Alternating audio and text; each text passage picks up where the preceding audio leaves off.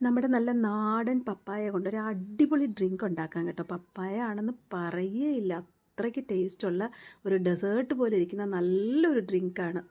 ഞാൻ ഒരു 3/4 കപ്പ് പപ്പായ മുറിച്ചെടുത്ത് മിക്സിയിലോട്ട് ഇട്ട് കൊടുത്തിട്ടുണ്ട്.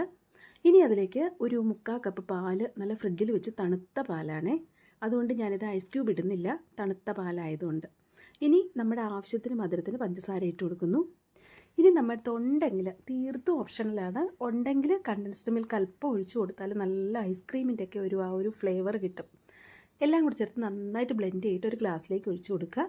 ഇനി നമ്മൾ 1 മണിക്കൂർ മുമ്പ് തന്നെ കുറച്ച് ചിയാ സീഡ് വെള്ളത്തിൽ ഇട്ട് വെച്ചിട്ടുണ്ടായിരുന്നു, അതും കൂടെ അങ്ങോട്ട് ഇട്ട് കൊടുത്ത് നന്നായിട്ടൊന്ന് യോജിപ്പിക്കുക.